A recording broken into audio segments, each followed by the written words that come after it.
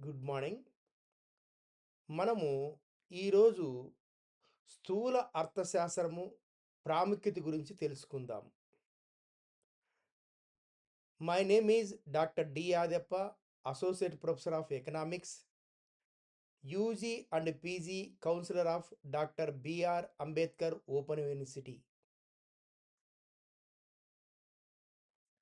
అర్థశాస్త్రాన్ని సూక్ష్మ, స్థూల అర్థశాస్త్రాలుగా 2 విభాగాలుగా అర్థశాస్త్రాన్ని సూక్ష్మ, స్థూల అర్థశాస్త్రాలుగా 1933లో రాగ్నార్ ప్రిస్ అనే ఆర్థికవేత్త మొట్టమొదటిసారిగా విభజించాడు. సూక్ష్మ అర్థశాస్త్రము వైయక్తిక యూనిట్లను అధ్యయనం చేస్తుంది. వైయక్తిక యూనిట్లను పరిశీలిస్తుంది. ఒక వినియోగదారుని సమతౌల్యము, ఒక వస్తువు డిమాండు, సప్లై, ఒక ఉత్పత్తి సంఖ్య సమతౌల్యము మొదలైనవి పరిశీలిస్తుంది. సాంప్రదాయ ఆర్థికవేత్తలు సూక్ష్మ అర్థశాస్త్రానికి ఎక్కువ ప్రాధాన్యత ఇచ్చారు. వీరి ప్రకారము ధరల యంత్రాంగము ఆర్థిక వ్యవస్థను నడిపిస్తుంది. వస్తువుకు ఉన్న డిమాండు, సప్లైల మధ్య సమతౌల్యాన్ని తెస్తుందని భావించారు. అందువలన సూక్ష్మ అర్థశాస్త్రాన్ని ధరల సిద్ధాంతం అని అంటారు. ఈ సూక్ష్మ అర్థశాస్త్రాన్ని ఆల్ఫ్రెడ్ మార్షల్ అభివృద్ధి చేశాడు. అందువల్ల ఆర్థిక వ్యవస్థలో సార్వత్రిక ఆర్థిక ఉత్పత్తి కానీ కొరత కానీ ఉండదు. వనరులన్నీ సంపూర్ణంగా వినియోగించడం వలన సంపూర్ణ ఉద్యోగిత ఉంటుందని సాంప్రదాయ ఆర్థికవేత్తల అభిప్రాయం. ఈ ప్రమేయం మీదనే సాంప్రదాయ ఆర్థికవేత్తలు ఈ సిద్ధాంతం చెప్పారు. మరి పనితీరులు అంటే పంపిణీ ఎలా అవుతుందో మొత్తం ఉత్పత్తి, మొత్తం ఉద్యోగితను అధ్యయనం చేసేది స్థూల అర్థశాస్త్రము. ఒక వ్యక్తి తన వినియోగాన్ని తగ్గించి పొదుపు పెంచినట్లయితే ఒక వ్యక్తి తన వినియోగం తగ్గించి పొదుపుని పెంచినట్లయితే రెండవ వాని ఆదాయము తగ్గిపోతుంది.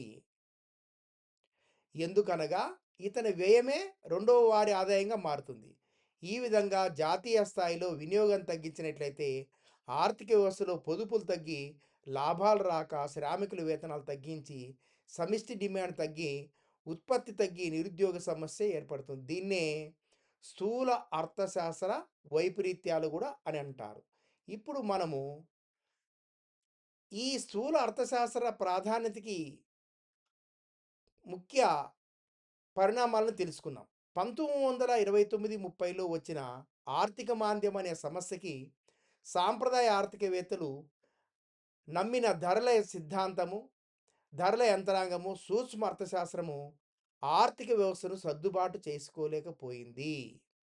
సప్లై తనకు సరిపడా డిమాండ్ తానే సృష్టించుకుంటుంది అని చెప్పిన జేబీసీ సిద్ధాంతం, ఏసీపీ యొక్క వేతన కోత సిద్ధాంతం నిరుద్యోగ నిర్మూలనకు పరిష్కారం చూపలేకపోయాయి. ఫలితంగా ప్రపంచవ్యాప్తంగా పెట్టుబడిదారీ ఆర్థిక వ్యవస్థ మనుగడ ప్రశ్నార్థకంగా మారింది. ఈ తరుణములో ఆ సమయంలో 1936 సంవత్సరంలో జేమ్ కీన్స్ రచించిన the general theory of employment, interest and money అనే గ్రంథం ద్వారా దీనికి పరిష్కార మార్గం కనుగొనడం ద్వారా స్థూల అర్థశాస్త్రానికి ప్రాముఖ్యత పెరిగినది. అందుకే ఈ స్థూల అర్థశాస్త్రాన్ని అభివృద్ధి పరిచిన వారు మరి ఆధునిక అర్థశాస్త్ర పితామహుడు జేఎం కీన్స్ గారు. జేఎం కీన్స్ స్థూల అర్థశాస్త్రం కొత్తదేం కాదు. చారిత్రకంగా పరిశీలించినట్లయితే మొట్టమొదటిసారిగా ప్రకృతి ధర్మాదులు ఫిజియోక్రాట్స్ రచనలో కనిపిస్తుంది. వీరిలో ఫ్రాంక్వినే 1758లో అర్థశాస్త్ర పట్టికలు టేబుల్ ఆఫ్ ఎకనామిక్ తయారు చేశాడు. దీనిలో ఆర్థిక వ్యవస్థలో వ్యవసాయదారులు, భూస్వాములు, వర్తకుల మధ్య వనరులు ఏ విధంగా పంపిణీ అవుతాయో వివరిస్తుంది. మ్యాక్రో స్థూల అర్థశాస్త్రాన్ని మ్యాక్రో ఎకనామిక్స్ అంటారు. ఈ మ్యాక్రోస్ అనే గ్రీకు భాష పదం నుండి మ్యాక్రోస్ అనగా మ్యాక్రో ఎకనామిక్స్, మ్యాక్రోస్ అనే గ్రీక్ భాష నుండి ఉద్భవించినది. మ్యాక్రో అనగా పెద్దది అని అర్థం. ఆర్థిక వ్యవస్థలో అంటే మన ఆర్థిక వ్యవస్థలు 3 రకాలున్నాయి. పెట్టుబడిదారీ ఆర్థిక వ్యవస్థ, సామ్యవాద ఆర్థిక వ్యవస్థ, మిశ్రమ ఆర్థిక వ్యవస్థ. ఈ ఆర్థిక వ్యవస్థలలో ఏ ఆర్థిక వ్యవస్థ అయినా ఏ మొత్తం ఆర్థిక వ్యవస్థలో పెద్ద పెద్ద అంశాలను పరిశీలిస్తుంది. అంటే మొత్తం ఉత్పత్తిని, మొత్తం ఉద్యోగితను, మొత్తం ఆదాయం అంశాలను పరిగణలోకి తీసుకుంటుంది. అందువల్ల ఈ స్థూల అర్థశాస్త్రాన్ని ఆదాయ ఉద్యోగిత సిద్ధాంతం అంటారు. అందువల్ల ఎందుకంటే ఈ స్థూల అర్థశాస్త్రము మొత్తం ఉత్పత్తిని, మొత్తం ఉద్యోగితను, మొత్తం ఆదాయాంశాలను పరిగణలోకి తీసుకుంటుంది కాబట్టి దీన్ని స్థూల అర్థశాస్త్రాన్ని ఆదాయ ఉద్యోగిత సిద్ధాంతము అంటారు. ఇప్పుడు స్థూల అర్థశాస్త్రము ప్రముఖ అర్థశాస్త్రవేత్తలు ఇచ్చిన నిర్వచనాలను పరిశీలిద్దాం. స్థూల అర్థశాస్త్రము జి అక్లే ప్రకారము, జి అక్లే అర్థశాస్త్రవేత్త ప్రకారము స్థూల అర్థశాస్త్రము జాతీయ ఆదాయ స్థాయి, సాధారణ ధరల స్థాయి మొదలైన చలాంకాలను విశ్లేషిస్తుంది. స్థూల అర్థశాస్త్రము మొత్తం ఉద్యోగిత స్థాయి, మొత్తం పొదుపు మొత్తం పొదుపు, మొత్తం పెట్టుబడులు, జాతీయ ఆదాయం మొదలైన వాటి మధ్య సంబంధాన్ని తెలుపుతుందని హాన్సన్ తెలిపాడు. హాన్సన్ అనే ఆర్థికవేత్త ప్రకారము స్థూల అర్థశాస్త్రము మొత్తం ఉద్యోగిత స్థాయిని, మొత్తం పొదుపు, పెట్టుబడులను, జాతీయ ఆదాయము మొదలైన వాటి మధ్య సంబంధాన్ని తెలుపుతుందని హాన్సన్ పేర్కొన్నారు. మరియు ఆర్జేడి అలెన్ ఆర్థికవేత్త ప్రకారము స్థూల అర్థశాస్త్రము భారీ మొత్తాల మధ్య సంబంధాన్ని తెలుపుతుంది. ఆర్జేడి అలెన్ ప్రకారము స్థూల అర్థశాస్త్రము భారీ మొత్తాల మధ్య సంబంధాన్ని తెలుపుతుంది. మరియు కేఈ బౌల్డింగ్ ప్రకారము స్థూల అర్థశాస్త్రము మొత్తం సంచయనాలు, వ్యవస్థకు సంబంధించిన మొత్తాలను తెలుపుతుంది. మొత్తం మీద ఈ నలుగురు ఆర్థికవేత్తలు సారాంశం ఏమంటే స్థూల అర్థశాస్త్రము మొత్తం ఉత్పత్తిని, మొత్తం ఉద్యోగితను, మొత్తం ఆర్థిక రేట్లను అధ్యయనం చేసి మరి వాటి మధ్య పెట్టుబడులు, జాతీయ ఆదాయం మధ్య సంబంధాన్ని తెలియజేస్తుందని ఈ నిర్వచనాల వల్ల మనకు తెలుస్తుంది. అసలు స్థూల అర్థశాస్త్రము మెయిన్ అంటే స్థూల అర్థశాస్త్రం ఏం చేస్తుందంటే మొత్తం ఆర్థిక వ్యవస్థను విహంగ వీక్షణ చేస్తుంది. మొత్తం ఉద్యోగితను, జాతీయ ఆదాయాన్ని, పొదుపు పెట్టుబడులను, సాధారణ ధరల స్థాయిలను వివరిస్తుంది. వివిధ స్థూల ఆర్థిక చలాంకాల మధ్య సంబంధాలను, ప్రభావాలను వివరిస్తుంది. ఆర్థికాభివృద్ధిలో ఏ విధమైన మార్పులు ఉండాలో తెలియజేస్తుంది. పేదరికము, జనాభా పెరుగుదల మొదలైన వాటికి పరిష్కార మార్గాలు సూచిస్తుంది. ఆర్థిక కార్యకలాపాలలో ప్రభుత్వ జోక్యం ఉండదు. సాంఘిక న్యాయాన్ని కూడా వివరిస్తుంది. ఇది ఇందులో ఉండే అంశాలు. ఇప్పుడు స్థూల అర్థశాస్త్ర పరిధిని గురించి తెలుసుకుందాం. The scope of macro economics. ఒక ఆర్థిక వ్యవస్థలో ఒక వినియోగదారునికి కానీ, ఒక ఉత్పత్తిదారునికి కానీ ప్రయోజనకరంగా ఉన్న అంశము సమిష్టి విశ్లేషణలో ప్రయోజనకరంగా ఉంటుందని చెప్పలేం. ఆర్థిక వ్యవస్థ మొత్తంలోని మార్పులకి అన్ని రంగాలపైన ఒకే విధమైన ప్రభావం ఉండకపోవచ్చు. ధరల స్థాయి పెరిగినప్పుడు అన్ని వస్తువుల ధరలు పెరగనవసరం లేదు. అందువల్ల దీనిపైన అందువల్ల తప్పుపై అవగాహన వస్తుంది. ఉదాహరణకి వ్యవసాయ వస్తువుల ధరలు పెరిగి పారిశ్రామిక వస్తువుల ధరలు తగ్గిన సమగ్ర ధర స్థాయి మార్పు ఉండకపోవచ్చు. ఇది ఉదాహరణ. నెక్స్ట్ తర్వాత సమిష్టి అంశాలను అధ్యయనం చేసేటప్పుడు వాటి మధ్య సజాతీయత, ఒకే విధమైన లక్షణాలు లేకపోతే సగటు విలువ ఆర్థిక వ్యవస్థలోని వాస్తవాలను తెలుపజాలదు. స్థూల ఆర్థిక విశ్లేషణ అభివృద్ధి చెందిన దేశాలకు బాగా వర్తిస్తుంది. అభివృద్ధి చెందుతున్న దేశాలకు ఈ విశ్లేషణ అంతగా ఉపయోగపడదు. బాగా గమనించండి. స్థూల ఆర్థిక విశ్లేషణ అభివృద్ధి చెందిన దేశాలైన అమెరికా, జపాన్, స్విట్జర్లాండ్, చైనా ఇటువంటి దేశాలకు వర్తిస్తుంది. అభివృద్ధి చెందుతున్న దేశాలకు మన భారతదేశం వంటి దేశాలకి ఇది అంతగా ఉపయోగపడదు అని ఒక అంశం. ఒక వ్యక్తి తన బ్యాంక్ ఖాతాలోని డిపాజిట్ మొత్తాన్ని విత్‌డ్రా చేసుకొనొచ్చు. కానీ బ్యాంక్ డిపాజిట్‌లందరూ ఒకే సమయంలో డిపాజిట్లు విత్‌డ్రా చేసుకుంటే బ్యాంకులు మూతపడతాయి. సో, ఇవన్నీ కూడా the scope of macro economics అంటే దాని పరిధి ఏ విధంగా ఉంటుంది అనేది ఈ అంశాలు తెలియజేస్తున్నాయి. మరి ఇప్పుడు మనము స్థూల అర్థశాస్త్ర ప్రాముఖ్యత గురించి తెలుసుకుందాం. ఈ స్థూల అర్థశాస్త్ర అధ్యయనం వల్ల ఆర్థిక వ్యవస్థ మొత్తం ఉద్యోగిత, వినియోగము, పొదుపు, జాతీయ ఆదాయము, సాధారణ ధరల స్థాయి మొదలైన అంశాలు తెలుస్తాయి. స్థూల అర్థశాస్త్రం అధ్యయనం వలన వివిధ ఆర్థిక చలాంకాల మధ్య సంబంధం తెలుస్తుంది. ఒక చలాంకంపై మరొక చలాంకం ఏ విధంగా ప్రభావం చూపిస్తుందో తెలుస్తుంది.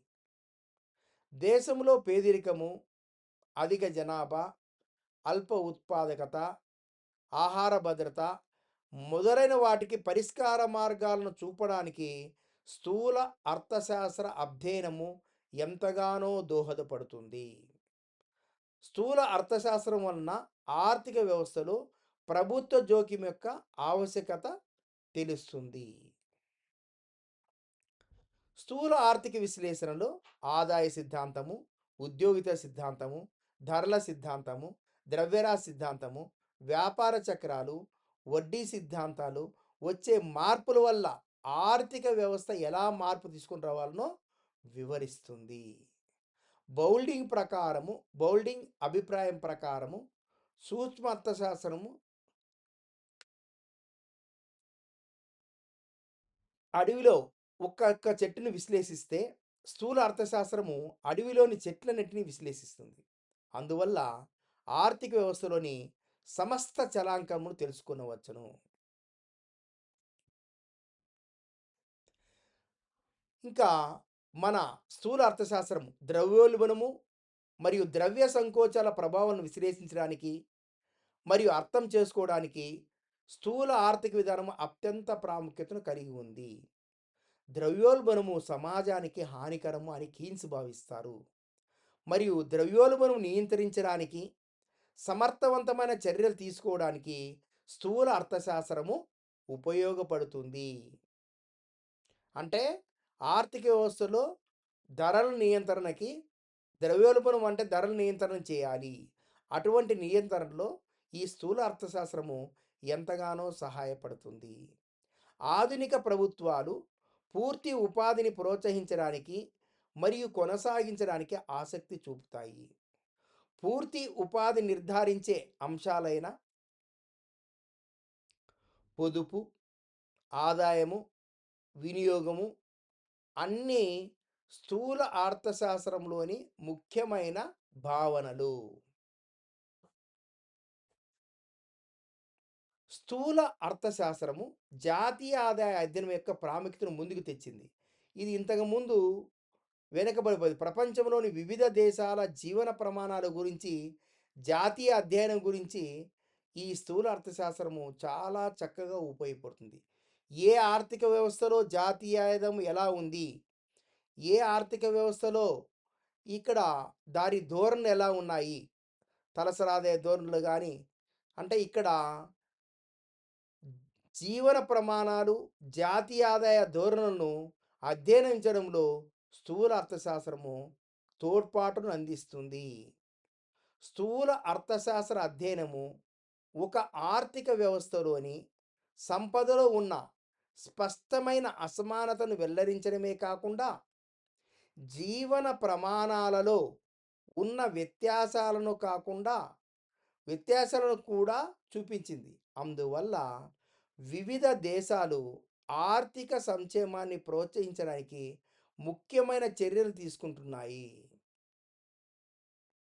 సో, ఇక్కడ దీనివలన అంటే స్థూల అర్థశాస్త్ర అధ్యయనం వలన అసమానతలు వెల్లడించినవి కాకుండా జీవన ప్రమాణాల వ్యత్యాసాలు కూడా చూపేదానికి అధ్యయనం చేస్తుంది. ఆర్థిక సంక్షేమాన్ని ప్రోత్సహిస్తుంది. స్థూల అర్థశాస్త్రంలోని రకాలు అంటే 3 రకాలుగా ఉంది స్థూల అర్థశాస్త్రం. స్థూల స్థితి శాస్త్రము. స్థూల స్థితి లేక నిశ్చల శాస్త్రము ఆర్థిక వ్యవస్థ నిలకడగా ఉన్నప్పుడు వివిధ స్థూల చలాంకాల మధ్య సంబంధాన్ని వివరిస్తుంది. అయితే అవి ఏ విధంగా సమతుల్యం చేరుతాయో వివరించదు. ఉదాహరణకి y = c+i. ఇందులో 3 స్థూల చలాంకాలు ఉన్నాయి. y అంటే టోటల్ ఇన్కమ్, సి అంటే టోటల్ కన్జంప్షన్, ఐ అంటే టోటల్ ఇన్వెస్ట్‌మెంట్. ఈ సమీకరణ మొత్తం ఆదాయము, వినియోగము పెట్టుబడికి సమానంగా ఉన్నప్పుడు ఇది ఏదో ఒక నియమిత సమయంలో ఆర్థిక వ్యవస్థ తుది సమతుల్యాన్ని తెలుపుతుంది. ఇది స్థూల స్థితి లేదా స్థూల అర్థశాస్త్రము నిశ్చల అర్థశాస్త్రం యొక్క ఆర్థిక స్థితిలో ఉన్నప్పుడు వాటి మధ్య సంబంధాన్ని చూపుతుంది అని చెప్తున్నారు ఇక్కడ. అంటే y = c+i. ఇది మొదటి రకం స్థూల అర్థశాస్త్రం. రెండవది తులనాత్మక స్థూల స్థితి శాస్త్రము, కంపేరిటివ్ మ్యాక్రో స్టాటిస్టిక్స్. ఆర్థిక వ్యవస్థలోని వివిధ స్థూల చలాంకాలు కాలంతో పాటు మారుతూ ఉంటాయి. ఉదాహరణకి మొత్తం వినియోగము, మొత్తం పెట్టుబడి, మొత్తం ఆదాయము కాలంతో పాటు మారుతూ ఉంటాయి. అవి మారనప్పుడు పూర్వపు సమతుల్య స్థానంలో ఉన్న కొత్త సమతుల్యం ఏర్పడుతుంది. తులనాత్మక స్థూల స్థితి శాస్త్రంలో ఈ సమతుల్యాలు పోల్చబడతాయి. ఇది రెండో అంశం.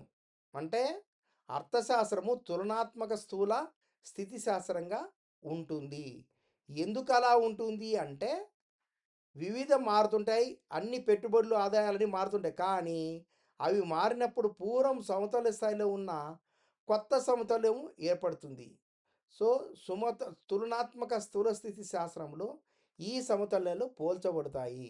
ఇంకా మూడోది స్థూల గతి లేదా చలనాత్మక స్థూల అర్థశాస్త్రము, మ్యాక్రో డైనామిక్స్. సుస్థూల చలనాత్మక శాస్త్రం. స్థూల చలాంకాలు మారినప్పుడు ఆర్థిక వ్యవస్థ ఏ విధంగా సమతుల్య స్థాయికి చేరుకుంటుంది? స్థూల గతి శాస్త్రము అధ్యయనం చేస్తుంది. ఏదైనా ఒక చలాంకం మారినప్పుడు దాని ప్రభావం దానికి సంబంధించిన ఇతర చలాంకాల మీద ఆధారపడి ఉంటుంది. దీనివల్ల అవి కూడా మారుతాయి. ప్రారంభంలో ఒక చలాంకంలో మార్పు వల్ల ఇతర చలాంకాల్లో ఏర్పడే మార్పును క్రమంలో మళ్ళీ సమతులు చేరేదాకా విశ్లేషిస్తుంది. ఇది స్థూల గతి లేదా చలనాత్మక శాస్త్రము. అంటే చలనాత్మక స్థూల అర్థశాస్త్రము. ఈ 3 అయిపోయింది. ఏదేమైనప్పటికీ ఈ ఆధునిక ప్రపంచంలో ఈ ఆధునిక ప్రపంచంలో స్థూల అర్థశాస్త్రము ఒక ప్రధాన పాత్ర పోషిస్తున్నది. ఎందుకంటే ఇది ఒక ఆర్థిక వ్యవస్థ యొక్క మొత్తం పనితీరును మరియు ప్రవర్తనను అధ్యయనం చేస్తుంది. ఇది జాతీయ ఆదాయము, ద్రవ్యోల్బణము, ఆర్థిక వృద్ధి మరియు ప్రభుత్వ విధానాల వంటి పెద్ద స్థాయి ఆర్థిక కార్యకలాపాలపై దృష్టి పెడుతుంది. అంటే ఇప్పుడు ఈ ఆధునిక ప్రపంచంలో స్థూల అర్థశాస్త్ర ప్రాముఖ్యత గురించి, దాని పాత్రను గురించి తెలుసుకున్నాం. ఆర్థిక వృద్ధి మరియు ఆర్థికాభివృద్ధి. ఉత్పత్తి, పెట్టుబడి మరియు వినియోగ సరళిని విశ్లేషించడం ద్వారా దేశాలు స్థిరమైన ఆర్థిక వృద్ధిని సాధించడానికి స్థూల అర్థశాస్త్రము సహాయపడుతుంది. ప్రభుత్వాలు జీవన ప్రమాణాలను మెరుగుపరచడానికి మరియు పేదరికాన్ని తగ్గించడానికి స్థూల ఆర్థిక విధానాలను ఉపయోగిస్తాయి. బాగా గమనించండి, ఇక్కడ ఆర్థిక వృద్ధి, ఆర్థికాభివృద్ధి ఉంది. ఇవి ఇవి డెవలప్ కావడానికి అభివృద్ధి చెందిన దేశాల్లో సహాయపడుతుంటుంది కానీ అభివృద్ధి చెందుతున్న దేశాల్లో సహాయపడలేదు. అంటే సహాయపడాల్సి ఉంది. అంటే మొత్తానికి ఈ ప్రభుత్వాలు జీవన ప్రమాణాలు పెంచడానికి, పేదరికాన్ని తగ్గించడానికి స్థూల ఆర్థిక విధానాలని ఉపయోగిస్తున్నాయి. ద్రవ్యోల్బణము నియంత్రణ. నిరంతరంగా ధరలు పెరిగే స్థాయినే ద్రవ్యోల్బణం అంటారు. పెరుగుతున్న ధరలు ప్రజల కొనుగోలు శక్తిని తగ్గిస్తాయి. ద్రవ్య మరియు ఆర్థిక విధానాల ద్వారా ద్రవ్యోల్బణాన్ని నియంత్రించడానికి స్థూల అర్థశాస్త్రము ప్రభుత్వాలకు మరియు కేంద్ర బ్యాంకులకు సహాయపడుతుంది. ఇక్కడేమో ద్రవ్యోల్బణం నియంత్రణ చేయాలి అంటే పెరుగుతున్న ప్రజల కొనుగోలు శక్తి తగ్గిస్తాయి. ఆర్థిక విధానాల ద్వారా ద్రవ్యోల్బణాన్ని నియంత్రించడానికి స్థూల అర్థశాస్త్రము ప్రభుత్వాలకు మరియు కేంద్ర బ్యాంకులకు అనుసంధానంగా పనిచేస్తుందని మీకు ఈ విషయము అంటే ఇక్కడ ఏమంటే అనుసంధానంగా పనిచేస్తుంది. ఉద్యోగ కల్పన, అధిక నిరుద్యోగము సామాజిక మరియు ఆర్థిక సమస్యలను సృష్టిస్తుంది. ఉద్యోగ అవకాశాలను సృష్టించడానికి మరియు సమతౌల్య కార్మిక మార్కెట్ నిర్వహించడానికి విధాన రూపకర్తలకి స్థూల ఆర్థిక విశ్లేషణ ఉపయోగపడుతుంది. అంటే ద్రవ్యోల్బణం నియంత్రణ చేయడంలోనూ ఉద్యోగ కల్పనలోనూ స్థూల అర్థశాస్త్రము ఆర్థికవేత్తలకి ఉపయోగపడుతుంది. తర్వాత జాతీయ ఆదాయ నిర్వహణ. జాతీయ ఆదాయాన్ని ఒక దేశం యొక్క ఆర్థిక ఆరోగ్యాన్ని అర్థం చేసుకోవడానికి సహాయపడుతుంది. అధిక జాతీయ ఆదాయము సాధారణంగా మెరుగైన ఆర్థిక పనితీరును సూచిస్తుంది. ఇది జాతీయ ఆదాయంలో. మరి అంతర్జాతీయ వాణిజ్యం మరియు ప్రపంచీకరణలో ఆధునిక పరస్పర అనుసంధాన ప్రపంచంలో ఎగుమతులు, దిగుమతులు, మారకపు రేట్లు మరియు అంతర్జాతీయ ఆర్థిక సంబంధం ఉంచడానికి స్థూల అర్థశాస్త్రము దేశాలకు సహాయపడుతుంది.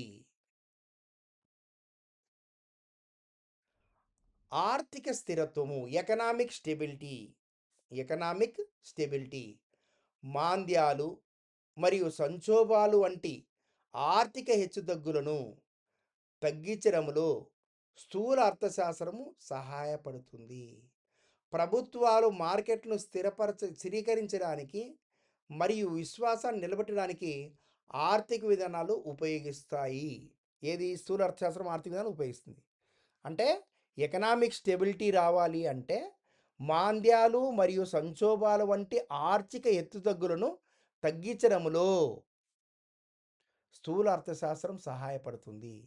ప్రభుత్వాలు మార్కెట్లను స్వీకరించడానికి మరియు విశ్వాసాన్ని నిలబెట్టడానికి ఆర్థిక ఈ స్థూల ఆర్థిక విధానాలను ఉపయోగపడతాయి.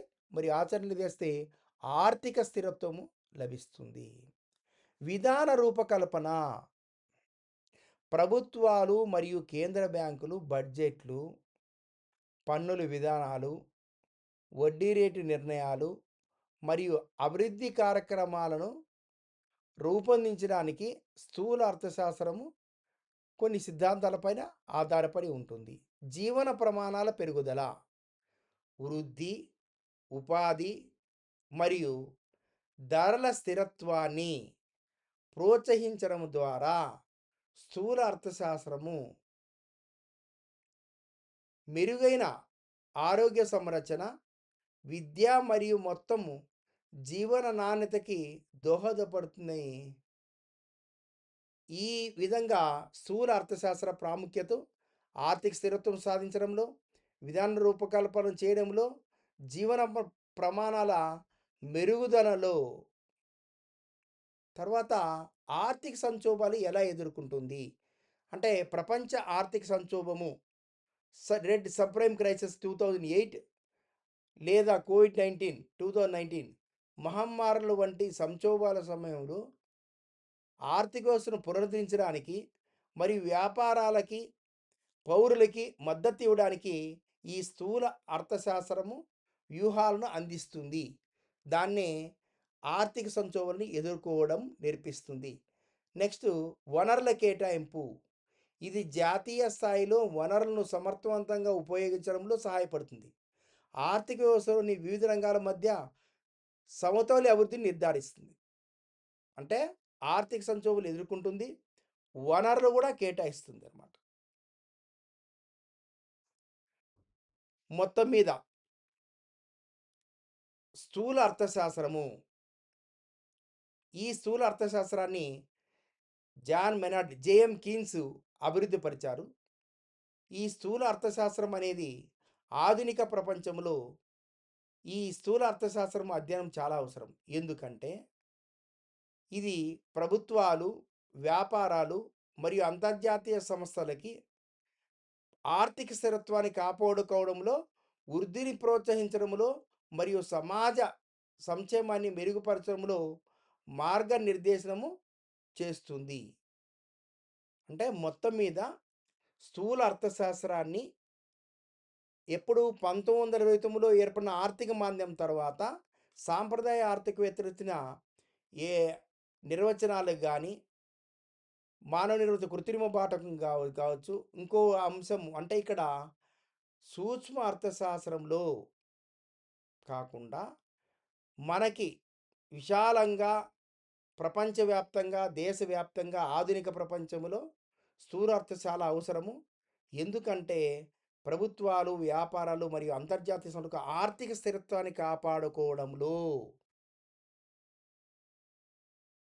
ఐఎంఎఫ్ రిపోర్ట్స్ గాని, ఐబీఆర్ రిపోర్ట్‌ని వృద్ధిని ప్రోత్సహించడంలో మరియు సమాజ సంక్షేమం మెరుగుపరచడంలో మార్గనిర్దేశము చేస్తుంది. ఇది మొత్తం మీద మన స్థూల అర్థశాస్త్రాన్ని సూక్ష్మ అర్థశాస్త్రంగా, స్థూల అర్థశాస్త్రంగా రాగ్నార్ ప్రెస్ వర్గీకరణ చేశాడు. 1930లో ఏర్పడిన ఆర్థిక మాంద్యం తర్వాత జాన్ మెనార్డ్ కీన్స్, జేఎం కీన్స్ గారు ఇక్కడ ఈ ఆధునిక అర్థశాస్త్ర పితామహుడు స్థూల అర్థశాస్త్రాన్ని అభివృద్ధి పథంలో నడిపించినవాడు. స్థూల అర్థశాస్త్రాన్ని అభివృద్ధి పరిచినవారు. మరి ఈ స్థూల అర్థశాస్త్రానికి మరొక పేరు ఉద్యోగిత సిద్ధాంతము. అంటే ఇక్కడ ఆర్థిక స్థిరత్వం కాపాడుకోవడంలో, వృద్ధిని ప్రోత్సహించడంలో మరియు సమాజ సంక్షేమాన్ని మెరుగుపరచడంలో మార్గనిర్దేశము చేస్తుంది.